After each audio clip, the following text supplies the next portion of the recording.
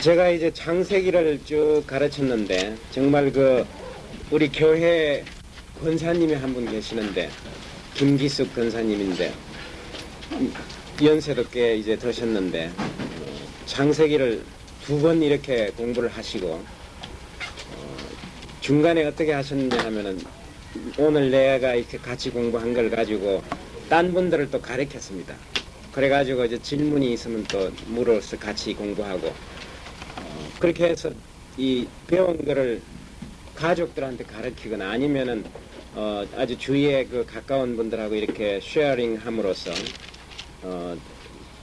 더 이제 말씀들이 깊이가 있어지고 은혜를 얻습니다. 그래서 여러분들도 사실 이거 공부하는 것을 끝내지 말고 이렇게 같이 공부하는 것을 주위 사람들과 나눔으로써 큰 축복이 있으리라고 생각을 합니다. 그래서 금년 한 해는 배우는 한 해이면서 말씀을 또 나누는, 처음에는 뭐든지 조그맣게 시작을 하는 겁니다. 저도 처음에 3사람 저쪽 이 교회 짓기 전에 이게 가건물에서 3사람 4사람 이렇게 해서 시작을 했는데 하나님께서는 우리가 이렇게 계속하면 뭐든지 처음은 조그맣더라도 계속하면은 크게 자라게 해주시는 하나님이시니까 금년 한 해 동안에 어떤 그런 결심을 하시기 바랍니다. 이걸 꼭 주위 사람들에게 한 사람이라도 좋습니다. 배운 것을 나누는 그러한 일이 일어났으면 좋겠습니다. 오늘은 창세기 15장을 공부하겠습니다. 우리가 창세기 14장에서 이 아브라함이 참 크게 하나님의 믿음을 통해서 작은 318명의 작은 병사들을 거느리고 북방에 있는 네 왕국의 왕들을 쳐서 롯을 포로로부터 구해주고, 그리고 돌아오는 계선하는 길에 멜키세덱과 소돔 왕 베라를 만나게 됩니다. 이 2왕은 전혀 성격이 다릅니다. 한 왕은 멜키세덱은 아브라함을 축복하고 아브라함부터 11조를 받고, 장차 오실 왕이면서 제사장이신 예수님의 한 타입으로 처음으로 이렇게 성경에서 등장했습니다. 한편 소돔 왕 베라는 자기가 뺏긴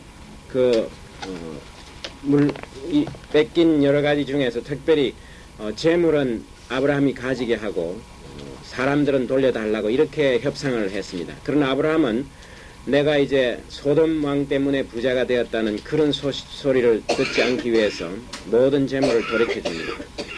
여기에서 아브라함은 자기의 힘을 이용해서, 지금 아브라함에 대해서 아마 가나안 땅에서는 온 땅에 소문이 퍼졌을 겁니다. 너무 강력해서 작은 병사를 이끌고 큰 왕국들의 동맹군을 파했다. 이 여세를 몰아서 가나안 땅을 무력으로 정복할 수 있는 그런 기회가 있었습니다. 그럼에도 불구하고 전혀 그런 일을 하지 않고 아주 겸손한, 정말 개선 장군임에도 불구하고 살렘 왕으로부터 무릎 꿇고 축복을 받는 그런 일을 했습니다. 그래서 우리가 창세기 14장은 아브라함의 승리의 장이라고 할 수가 있습니다. 창세기 15장은 이러한 영적인 또 세상적인 큰 성공 이후에 오는 그런 낙심과 또 두려움, 여기에 관한 이야기입니다. 이후에 여호와의 말씀이 이상 중에 아브라함에게 임하여 가라사대, 아브라함아 두려워 말라, 나는 너의 방패요 너의 지극히 큰 상급이니라. 이후라는 이 말은 창세기 14장에 있는 이런 사건이 있은 이후라, 이런 뜻입니다. 여호와의 말씀이 이상 중에 아브라함께 임하여 가라사대, 이상 중이라는 것은 in a vision, 영어로는 그러니까 하나님이 비전, 어떤 우리의 마음의 눈에 나타나셨다 이겁니다. 아브라함아 두려워 말라, 나는 너의 방패여 너의 지극히 큰 상급이니라. 지금 이 하나님은 아브라함의 심중을 잘 알고 계십니다. 아브라함은 정말 그 하나님에 대한 믿음으로 작은 병사를 이끌고 롯을 구했습니다. 이제 제정신이 된 거예요. 내가 도대체 무슨 일을 했냐 이거예요. 큰일 났다 이겁니다. 그 북방의 내 왕국이 다시 힘을 합쳐가지고 아브라함을 치러 올 때는 이제 완전히 죽은 사람이에요. 이제는 어떻게 할 도리가 없다 하는 이런 생각에 굉장히 두려움이 옵니다. 사실 우리가 이런 일들이 많죠. 제가 어렸을 때 경험이 하나 있는데 국민학교 아마 들어가기 전인데 동네 아이 중에 한 깡패 아이가 자꾸 나를 괴롭히는 거예요. 힘도 세고 막 이런데 하루는 그 아이가 이렇게 수채 거기에다가 뭘 엎드리고 이렇게 막 찾고 있는 거예요. 내가 뒤로 가서 이렇게 탁 발을 가지고 궁둥이를 차서 수채 얼굴이 빠지게 이렇게 만들었어요. 그래 놓고 막 뛰어봐가지고 일주일 동안 바깥으로 못 나간 거예요. 사람들이 이런 경험이 있는 거예요. 아브라함도 큰 용맹을 가지고 정말 하나님의 부르심으로 적을 쳐부셨는데 이제 자기를 돌아보는 거예요. 그때는 몰라요. 그때는 하나님만 보고 가니까 두려움이나 이런 게 하나도 없었는데 그 일이 끝나고 집에 돌아와서 이제 자기를 돌이켜보니까 도대체 이게 내가 무슨 이런 일을 했나 하고 후회하는 겁니다. 큰일 났다 이거예요. 얼마나 두려움이 있겠습니까? 또 낙담이 대단합니다. 그렇게 위험한 전쟁을 해가지고 내가 많은 전리품을 얻었는데 내가 하나도 차지 않고 다 나누어 주었다 이겁니다. 11조도 바치고 그 다음에 소돔왕한테 다 주어버리고 도대체 내가 얻은 게 뭡니까 이겁니다. 굉장히 마음이 낙심되는 거예요. 두려움이 있고 낙심이 됩니다. 이것처럼 우리가 우리를 돌아보면 항상 이런 마음이 생깁니다. 특별히 큰 일을 하고 집에 와서 가만히 생각하면 굉장히 이 마음이 쓸쓸한 생각이 듭니다. 그 세상을 얻은 이런 장군들도 막 대선하고 이렇게 환영할 때 정말 기분이 좋지만은 집에 가서 가만히 생각해 보면은 마음속에 두려움과 모든 이런 마음이 생깁니다. 크게 성공한 사람도 혼자 가만히 두려움이 있습니다. 그 이상구 박사라고 전에 한국에 와서 식생활에 관해서 하신 분이 있죠. 이분이 미국에 이민을 가가지고 병원을 차려 놓고 이제 큰 이런 뭐 집을 100만 불짜리를 사놓고 캐딜락하고 벤츠 막 이렇게 차를 다 돈을 빌려서 사는 거예요. 자기 돈으로 사는 게 아니라 사놓고 가만히 방에 집에 누워 저녁에 잠을 자려니까 잠이 안 오더라 이거예요. 내가 이 환자가 안 와가지고 돈을 제때제때 못 갚으면 이 집하고 전부 뺏어갈 텐데 그 생각을 하니까 잠이 그때부터 병이 난 거예요. 그분이 병이 나가지고 그 리마에 있는 그 요양소에 자기가 이제 간 거예요. 가가지고 그 모든 걸 포기하니까 마음이 참 편한 거예요. 그래서 내가 월급 안 받아도 좋으니까 여기에서 좀 봉사하게 해달라. 거기에서 시작한 겁니다. 그분. 그러니까 우리가 이 어떤 사실 내가 이 어디 가보니까 참 큰 집들이 많아요. 대궐 같은. 그런 집에 가만히 혼자 누워있으면 과연 밤에 잠이 올까 하는 이런 생각이 들어요. 우리가 조그만한 집이지만은 정말 그 가족들이 빚 없이 남에게 빌리지 않고 정말 우리가 내가 마련한 그런 조그만한 공간에 누워있더라도 마음이 편안한 상태가 좋습니다. 큰 성공을 하고 큰 일을 해서 이런 그 아브라함처럼 우선 두려움이 생기고 이걸 다 도로 이제 와서 나를 치면 어떻게 하느냐. 그 다음에 실망하는 마음이 생깁니다. 그래서 우리의 신앙이 이렇습니다. 이 아브라함이 극도에 이렇게 하나님을 향해서 올라가다가 항상 정증에 머물러 있지 않습니다. 막 내려오는 거예요.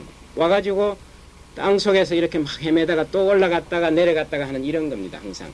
그래서 이런 거를 롤러코스터 신앙이라고 합니다. 롤러코스터 할 때 막 올라갔다 내려갔다 이러죠. 그러면서 항상 위로 향해서 진전하는. 그런데 하나님께서는 뭐라고 말씀을 하시면 우선 두려워 말라. 이거 나는 너의 방패요. 방패라는 것은 적으로부터 지켜주는 내가 너를 보호해 주겠다 하는 이런 뜻입니다. 이 내가 너의 방패라 하는 말씀은 성경에 여러 번 나옵니다. 너의 지극히 큰 상급이니라. 네가 다 주었지만은 내가 바로 상급이다 이거예요.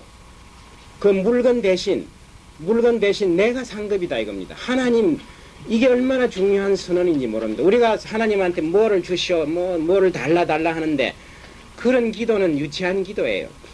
하나님을 주십시오 이렇게 기도해야 됩니다. 내가 원하는 것은 당신입니다 이렇게. 왜냐하면 하나님이 함께 있으면 다른 모든 것은 저절로 딸려오는 거예요. 그래서 우리가 기도도 아주 경제적으로 해야 됩니다. 이거 주시오 저거 주시오 하지 말고 하나님 당신이 나의 상급이 되라 이겁니다. 아브라함이 바로 그런 위안을 얻습니다. 네가 다 물건하고 다 주었지. 네가 세상을 포기했지 이 말이에요. 그 대신 내가 너의 상급이 되겠다 이겁니다. 이 어거스틴이 기도할 때 Lord give me thyself 이랬습니다. 하나님 당신을 나에게 주십시오.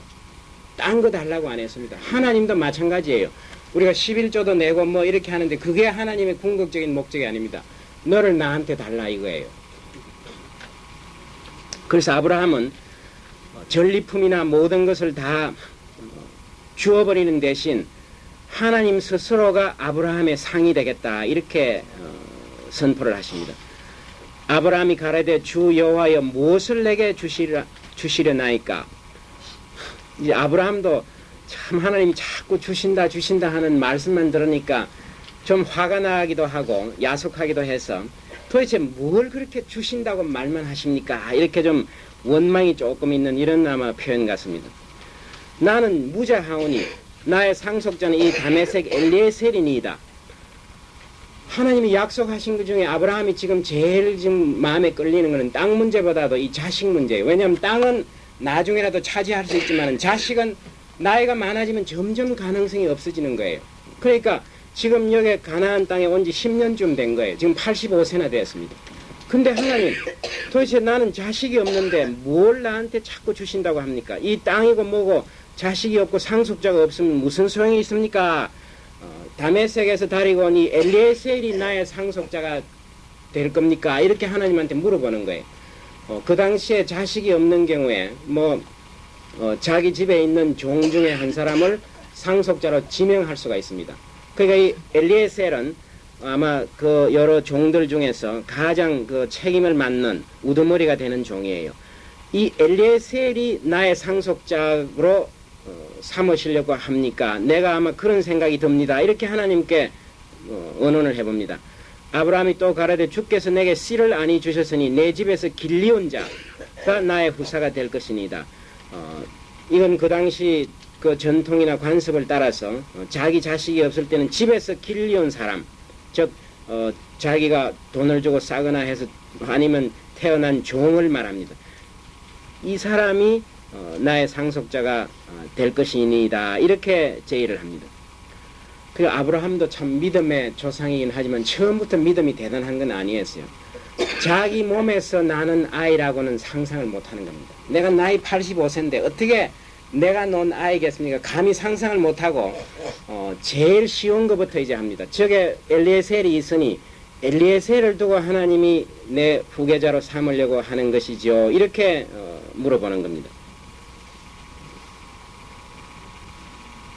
여호와 말씀이 그에게 임하여 가라사대 그 사람은 너의 후사가 아니라 내 몸에서 날 자가 내 후사가 되리라 하시고 그러니까 하나님이 그 사람은 아니다 이게 내 몸에서 날 자 이건 아브라함의 씨다 이거예요. 그런데 이것도 이제 아브라함이 잘못 또 해석을 하는 거예요. 자기 몸에서 나니까 아마 사라가 아니고 딴 여자에서 나도 자기 몸에서 난 씨가 되니까 그래가지고 요 다음에 보면은 하갈, 사레의 몸종으로 애굽에서 다려온 하갈을 또 이제 사레가 동침하게 해서 그래서 이스마엘을 낳는 거예요.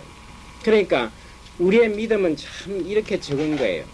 하나님이 좋은 걸 주시려고 이렇게 생각을 하는데 본인이 그걸 원치 않는 거예요. 벌써 본인이 뭐라고 생각합니까? 엘리에셀입니까? 이렇게.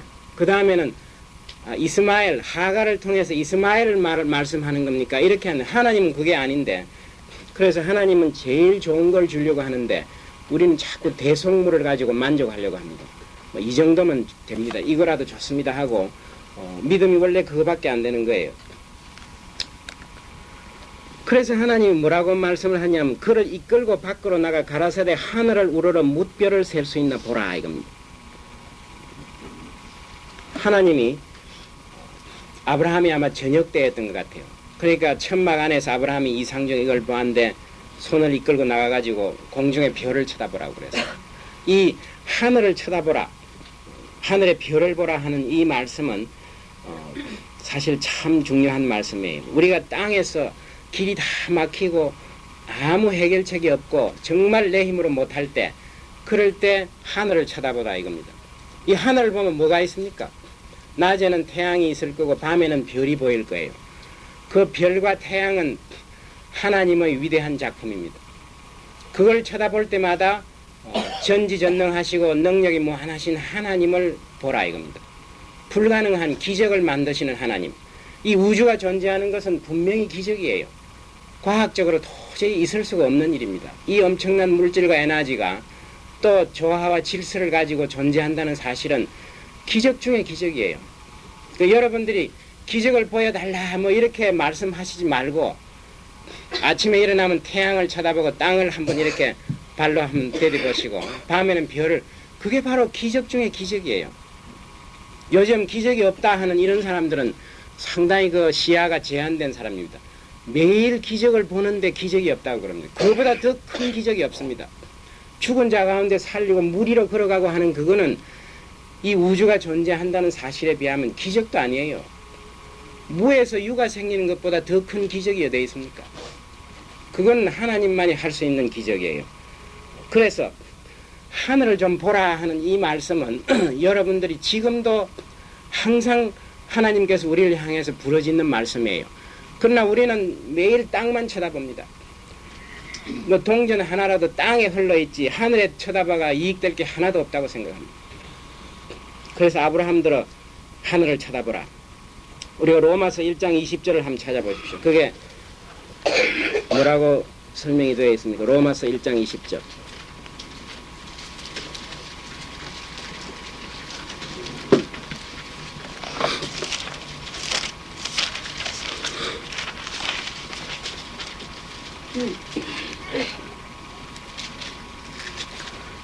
신약 240페이지입니다.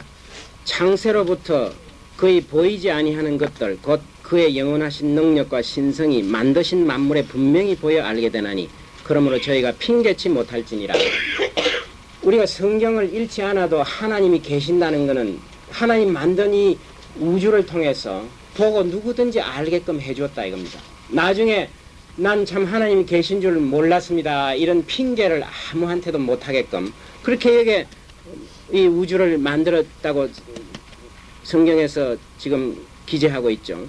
창세로부터 보이지 아니하는 것들, 우리가 하나님의 영원하신 능력이나 신성 이런 건 우리 눈으로 볼 수 없습니다. 직접. 그러나 하나님 만든 그 피조물 속에 그것들이 다 있다 이겁니다. 그러면 과학적으로 분석을 하고 분해를 하지 않더라도 그 보이는 그 자체 그것만으로서 하나님이 계심을 우리가 누구든지 알 수 있다는 겁니다.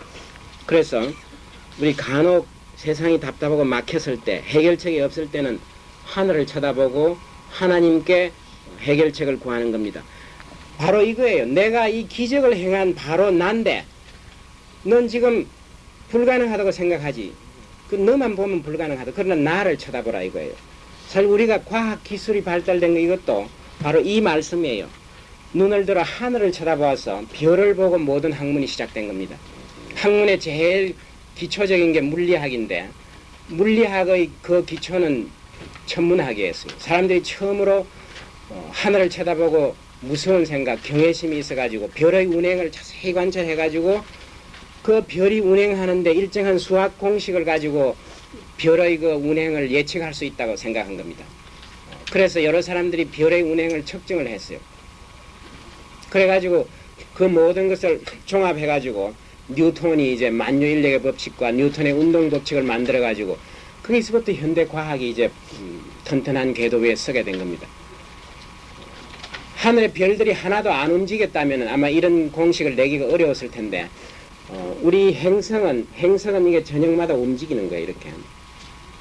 그러니까 그걸 자세히 관찰해가지고 우리가 여름에 밤에 별을 보면 다 그대로 있는 것 같지만 자세히 보면 그 중에서 움직이는 별들이 있습니다. 그건 물론 별은 아니에요. 지구처럼 이런 행성인데 태양의 빛을 반사해가지고 별처럼 이렇게 보이는 거예요.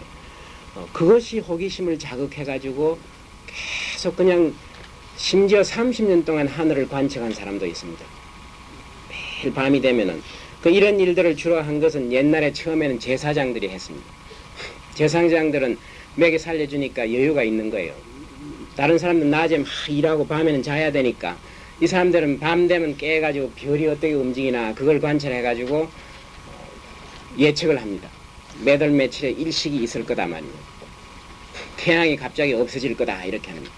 너희들의 죄악이 너무나 많아가지고 태양을 잠깐 숨기니까 회개할 사람을 하라 이렇게 했는데 사람들이 안 믿다가 딱 그날 그 일이 일어나니까 모두 이제 벌벌 떠는 거예요.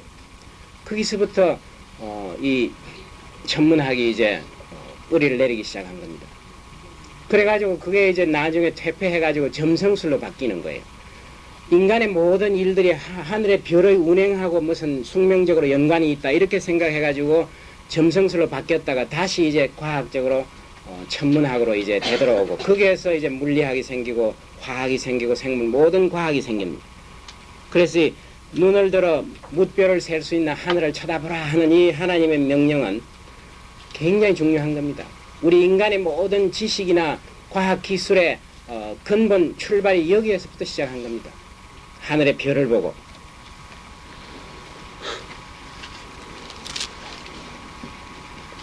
그에게 이르시되 이 우러러 뭇별을 셀 수 있나 보라. 그에게 이르시되 내 자손이 이와 같으리라. 내가 너에게 이와 같이 많은 자손을 주겠다. 사실 난 이 하늘의 별이 왜 이렇게 많은지 미처 몰랐는데 하나님이 이 교육 자료로 사용하시려고 이렇게 왜냐면 하나님이 만드는 거가 아무 노력이 안 드는 거예요. 뭐 있으라 하면 있으니까 우리처럼 땀을 흘리가 만들려면 하나도 못 만들 텐데 하나 만드는 거나 둘 만드는 거나 무한대로 만드는 거나 똑같은 힘밖에 안 들어가는 거예요. 그래서 별이 이렇게 많은 이유가 이 아브라함에게 교육을 시키려고 참 하나님은 우리가 볼 때는 낭비가 참 많으신 분이에요. 우리 태양 지구에게 에너지를 공급하기 위해서 태양이라는 엄청난 에너지 소스를 여기다가 주어가지고 우리가 받는 것은 억분의 1도 안 됩니다. 다 공중으로 날아가고 조금 먼지만한 그 표면에 에너지가 와서 그것만 우리가 흡수하는 거예요. 물론 이거보다 효과적으로 할 수도 있겠지만 그러나 하나님께서는 굉장히 참 통이 크신 분이에요. 뭘 하려면 막 대단하게 이렇게 해서 우리가 감히 상상도 못할 정도로 아브라함이 여호와를 믿으니 여호와께서 이를 그의 의로 여기시고 그때서 아브라함이 하나님을 믿었다 이겁니다. 뭘 보고 믿었습니까? 하늘의 별을 보고 내가 이런 기적을 베푼 하나님인데 내가 너한테 자식을 줄 수 없겠느냐 이걸 깨달은 겁니다.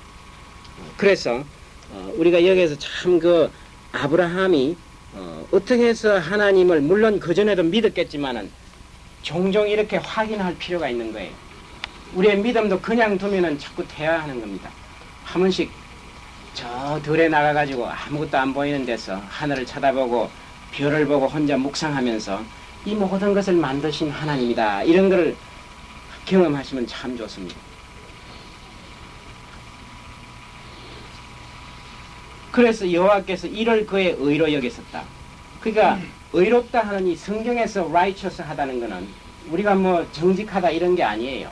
남한테 약속 잘 지키고 빚 잘 갚아주고 이런 걸 가지고 어렵다고 절대 안 합니다. 여기서 어렵다 하는 것은 하나님과 인간의 관계가 올바르게 되어 있다 이겁니다. 그게 의로운 겁니다. 그래서 우리가 이런 걸 혼돈하면 안 됩니다. 의롭다 하는 것은 세상에서 뭐 정직하고 윤리 도덕 잘 지키는 사람을 의롭다고 성경에서 말하는 게 아니에요. 하나님은 우리를 창조하신 창조주 하나님이 우리는 피조물로서 하나님을 섬기는 존재로서 이 세상의 모든 하나님의 피조 세계를 다스리는 하나의 청지기로서의 직분을 다할 그때 우리와 관계 하나님의 관계가 righteous 하다고 합니다. 의로운 관계가 된다 이겁니다. 그래서 아브라함이 하나님의 존재하심과 하나님의 능력과 기적을 베푸신다는 그 사실을 믿으니까 네가 의롭다 이렇게 말을 한 거예요. 그래서 이 말씀은 참 중요합니다. 여기 아브라함이 하나님을 믿으니 그를 의롭다 이렇게 했다 이겁니다. 아브라함이 유대인이었기 때문에 의롭다 한 게 아니다 이겁니다. 이 생각이 중간에 잘못돼 가지고 나는 할례를 했고 유대인이니까 나는 무조건 선택받았다. 나중에 그런 문제가 생기는 겁니다. 교회에서. 그걸 우리가 한번 보겠습니다. 가령 로마서 4장 3절을 한번 보시겠습니다. 이 생각이 자꾸 이런 거를 잘못 생각해가지고 자기네들이 무슨 특권이라 이렇게 하기 때문에 이 복음을 전하는데 굉장히 어렵습니다. 그런 반면에 우리는 아예 아무것도 모르니까 구약이고 뭐고 아무것도 모르고 유대인의 그 이스라엘 백성의 그런 전통이 없으니까 오히려 예수를 믿으라 이러면 쉽게 믿는데 이 하나님의 말씀이 걸림돌이 된 거예요. 오히려 잘못해가지고. 왜냐하면 자기네들이 유리하게 전부 해석을 잘못한 거예요. 로마서 4장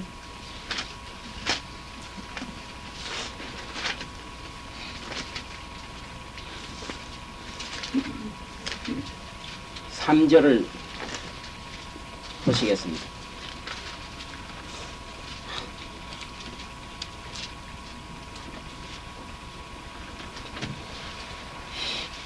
그 위에부터 한번 읽어보세요. 4장. 그런즉 육신으로 우리 조상된 아브라함이 무엇을 얻었다 하리요?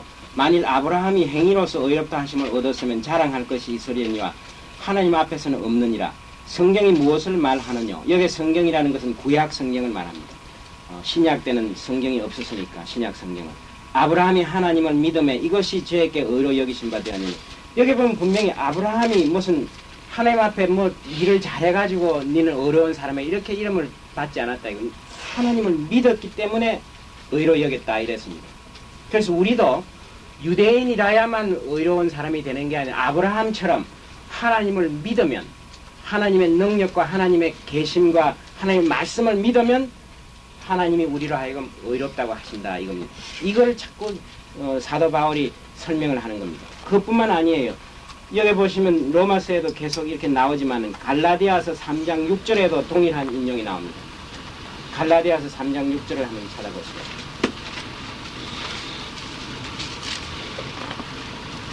그래서 믿음으로 의롭다는 칭호를 받는다 하는 이 성경 신학적인 근원이 바로 여기에 있습니다. 아브라함이 여호와를 믿으니 의롭다 합니다 하는 게 갈라디아서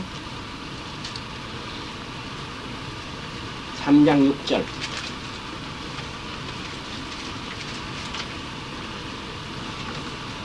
그래도 보시면 304페이지입니다. 아브라함이 하나님을 믿음에 이것을 그에게 의로 정하셨다 함과 같으니라.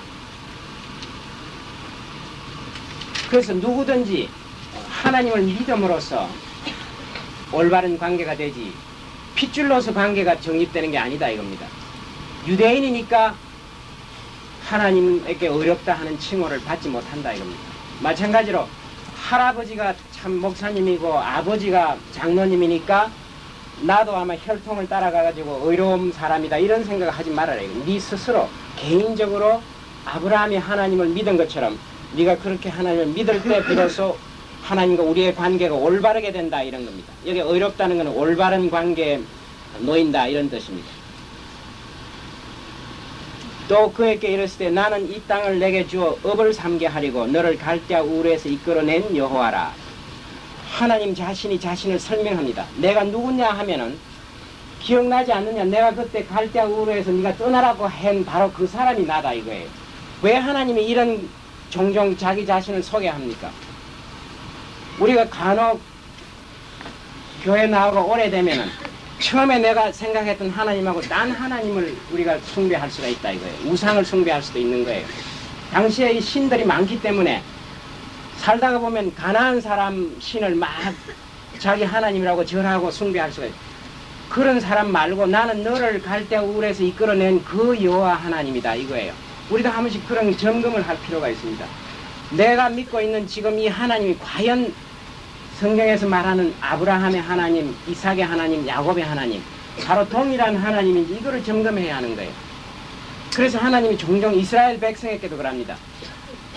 국민들이 막 하나님 무시하고 말을 안 듣고 하면 하나님이 내가 너를 애굽에서 종노릇 하던 너희 백성을 이끌어내어서 가나안 땅에 오게 한 바로 여호와 하나님이다 이렇게 호소를 하는 거예요. 그래서 우리는 우리가 믿는 하나님이 우리도 모르는 사이에 엉뚱한 하나님으로 바뀌어 있지 않나 이런 걸 항상 생각을 해보아야 할 겁니다. 그가 가로되 주 여호와여 내가 이 땅으로 업을 삼을 줄을 무엇으로 알리까? 이 아브라함도 참 내가 많이 이제 참아왔습니다. 이제는 참 믿지만은 그러나 하나님 증거를 좀 보여주십시오 이렇게 하는 거예요. 이 순서가 중요합니다. 하나님 증거를 보여주면 내가 믿겠습니다가 아니고 딱 하나님 믿는다고 고백을 한 다음에 하나님이 땅을 주시겠다고 하고 그러니까 이제 뭔가 조금 요 증거 아주 약한 거지만 뭔가 조금 보여줘야 되겠다 이렇게 이 우리 마음이 그렇습니다. 우리가 하나님을 믿는데 과연 하나님이 조금 좀 나타나시면 얼마나 좋겠느냐 이런 생각이 들죠. 이걸 순서가 뒤바뀌면 안 됩니다. 하나님 내가 계시는 걸 확인하면은 믿겠습니다 하는 건 믿음이 아니에요. 눈으로 보고 믿는다는 건 거짓말이죠. 눈으로 보면 여기 지금 카세트 플레이어가 있으면은 이건 누가 믿으라 할 사람 없다. 다 보면 있는 줄 아는 거예요. 이거가 없는데 여기 있다고 이렇게 할 때 그게 있다고 생각하는 게 믿음이에요. 그게 바로 우리가 하나님에 대한 믿음의 태도여야 합니다. 눈으로 보고 믿는 것은 믿음이 아니에요. 그러나 때때로 우리가 이런 마음이 듭니다. 이게 정말 하나님의 뜻이라면은 뭔가 좀 방향이 좀 이렇게 보여주셨으면 좋겠다 하는 이 심정이에요.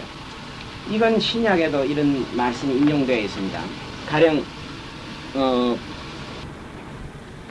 그게 누가복음 같은데 마가복음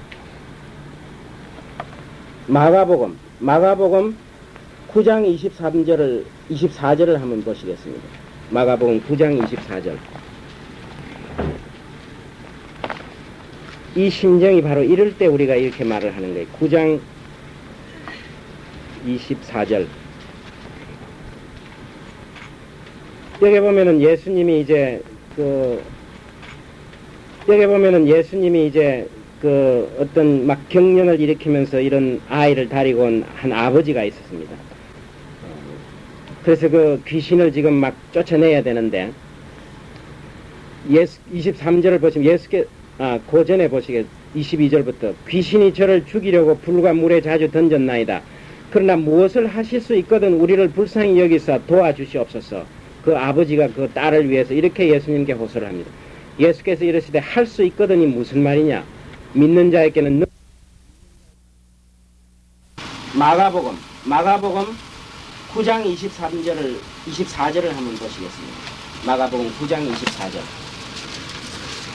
이 심정이 바로 이럴 때 우리가 경련을 일으키면서 이런 아이를 데리고 온 한 아버지가 있었습니다.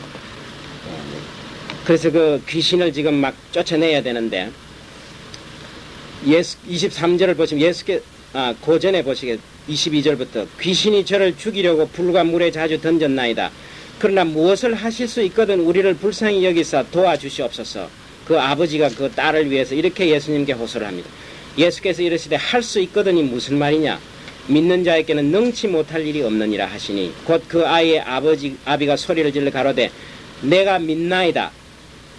자기가 믿는다고 고백을 했습니다.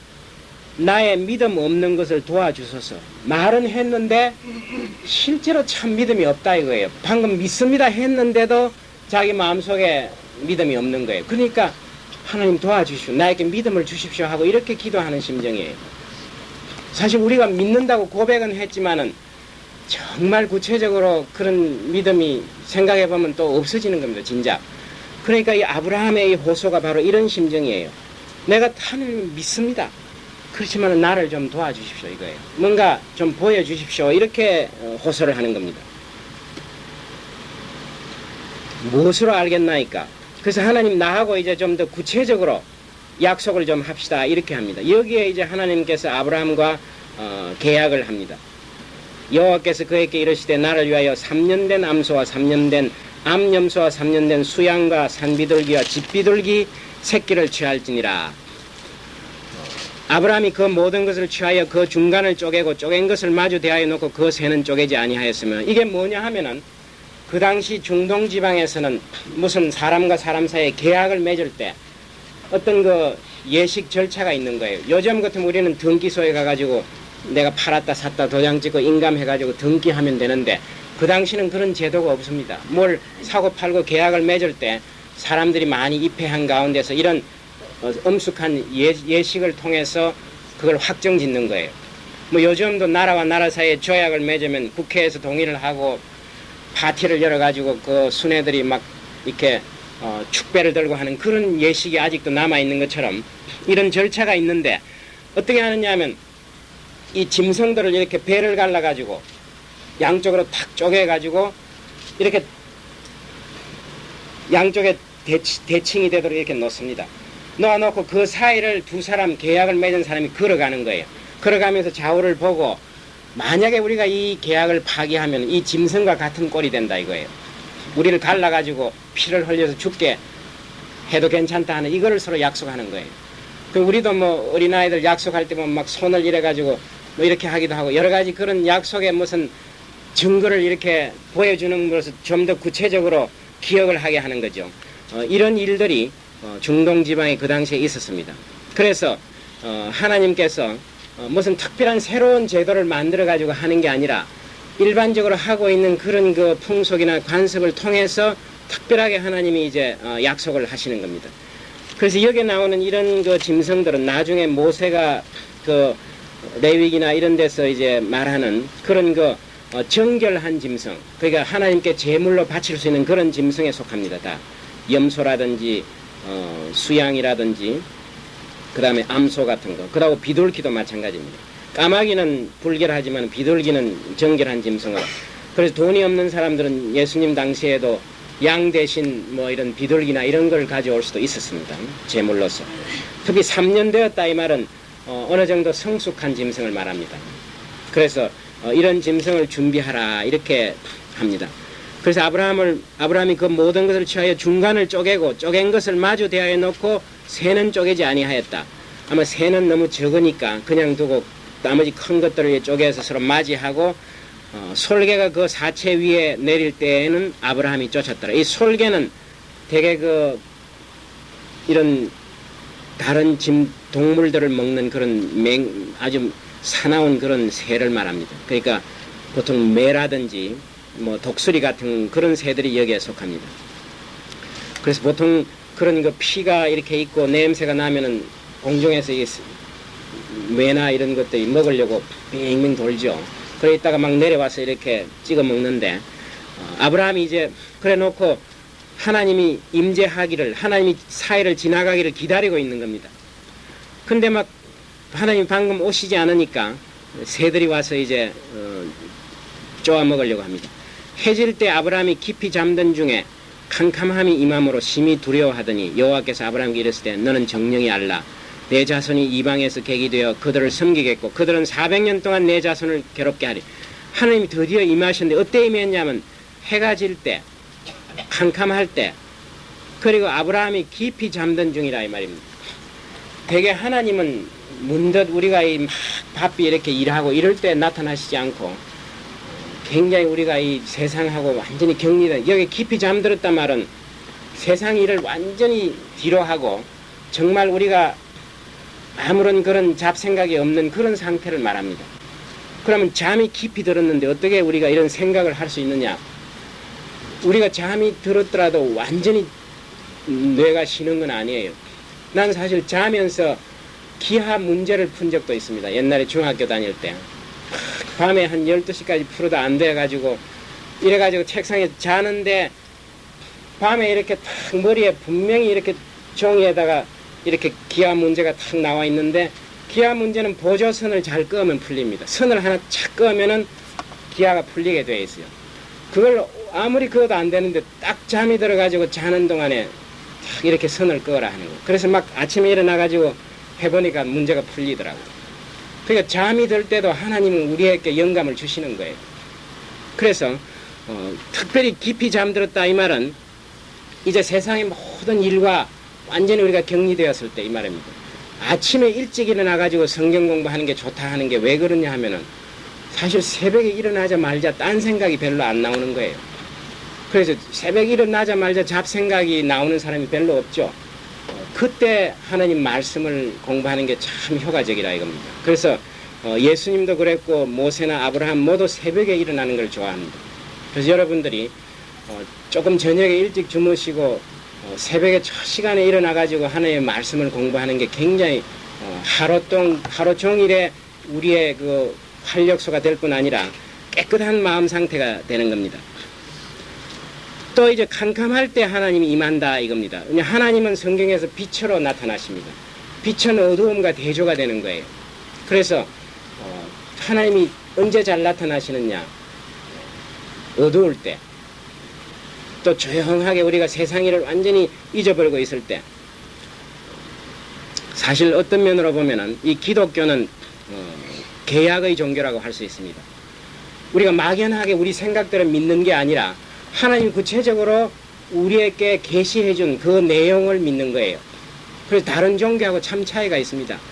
우리의 노력으로 하늘나라에 갈 수 있는 종교가 아니라 하나님이 우리에게 주시는 그 방식대로 우리가 접근을 해야 하는 거예요. 그래서 불교니 뭐 이런 기타 어떤 종교에서는 수양을 계속 해가지고 마음을 비우는 상태. 이 세상은 괴로우니까 생각을 없애버리면 괴롭지 않다 이거예요. 마음을 비우려고 막 맨 침년 앉아가지고 염불을 하고 참선을 하죠. 그런데 마음을 비우려고 해도 비워지지가 않습니다. 내가 마음을 비우려고 하면은 비우려고 하는 그 생각이 나를 또 지배합니다. 내가 안 생각해야지는 그 생각이 가득 차 있는 거예요. 근데 기독교는 마음을 비우는 종교가 아니라 우리 마음 대신으로 예수님의 마음, 하나님의 마음을 채워 넣는 종교예요. 그러니까 무념에 빠지라 이렇게 기독교에서 하는 게 아니라 네가 생각을 하되 하나님만 생각하라 이거예요. 그렇게 함으로써 우리는 정신 통일이 되는 겁니다. 그래서 제일 쉽다 이거예요. 우리가 참 도를 깨치려고 수십 년 노력해도 못 깨치는 사람이 있죠.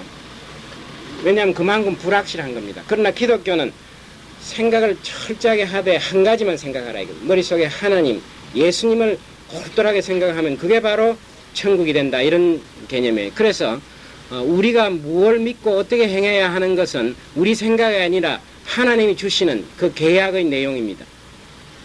지금까지 우리가 보면 노아에게 계약을 하셨고 그 다음에 이제 아브라함을 통해서 계약을 하시고 모세를 통해서 하고 또 예수님을 통한 신약, 새로운 약속이 있습니다.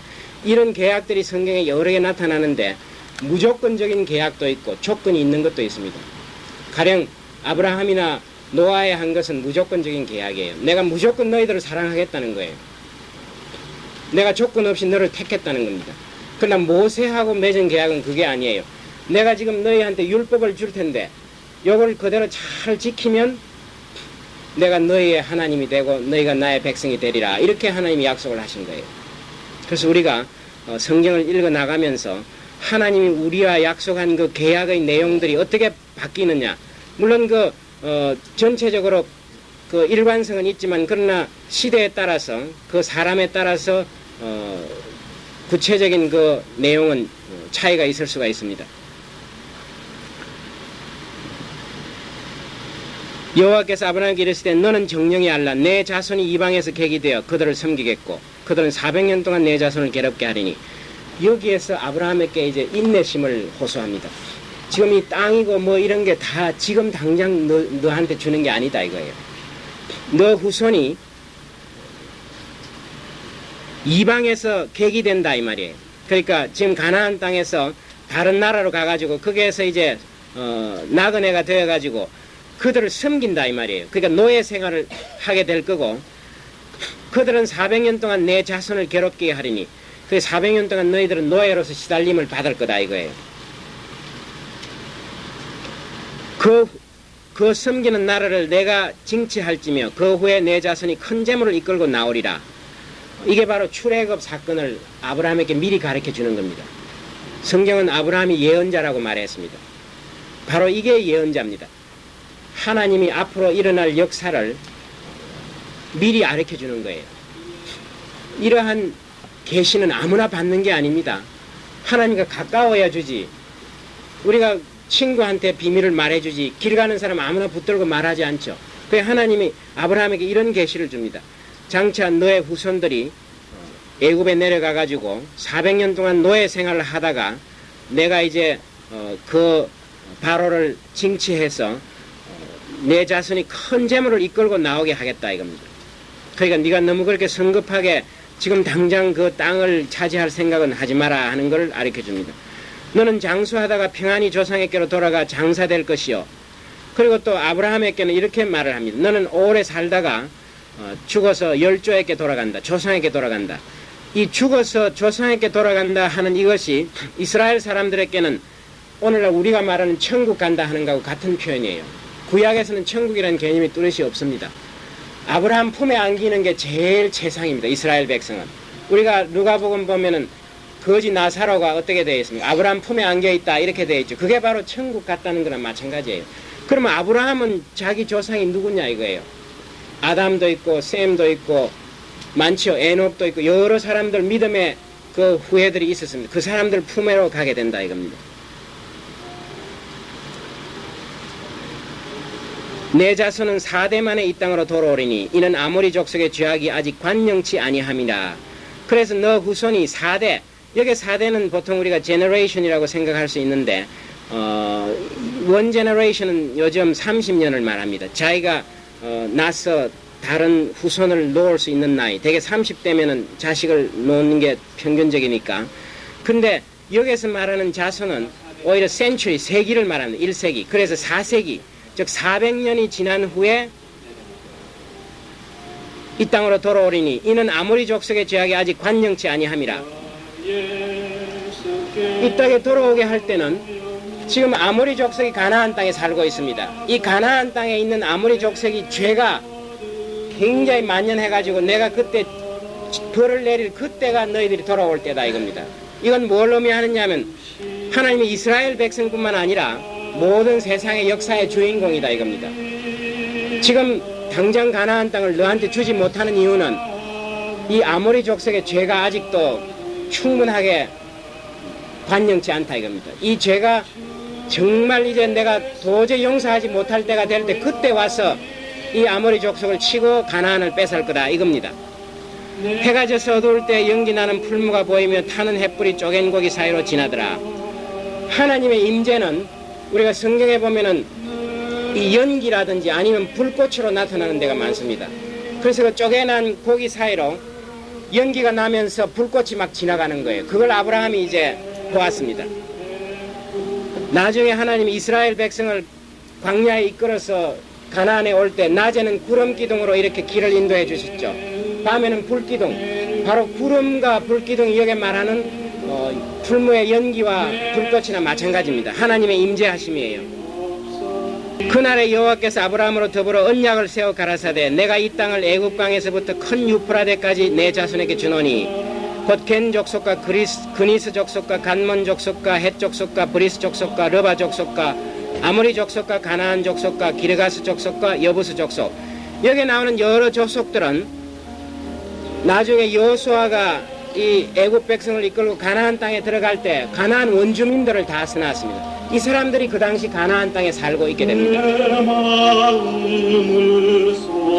그리고 애굽강은 나일강을 의미합니다. 그러니까 이 이스라엘의 경계가 나일강에서부터 시작해가지고 유프라테스강, 실제 솔로몬 왕일 때 이스라엘이 제일 넓은 면적을 차지하게 된 그때 이 경계까지 다 차지하게 되는 거예요. 그래서 하나님의 약속은 당장 우리가 안 오더라도 적절할 때 주시는 거예요. 그래서 지금 주시지 않는다고 거절하는 건 아니에요. 연기하는 거예요. 하나님의 때가 올 때 하나님의 약속이 이루어집니다. 그래서 아브라함들이 인내심을 가지라고 하는 거예요. 이 땅이고 이게 다 지금 너한테 주는 게 아니라 430년 후에 줄 거다. 이걸 가르쳐 주는 겁니다. 마치겠습니다. 하나님 아버지 감사합니다.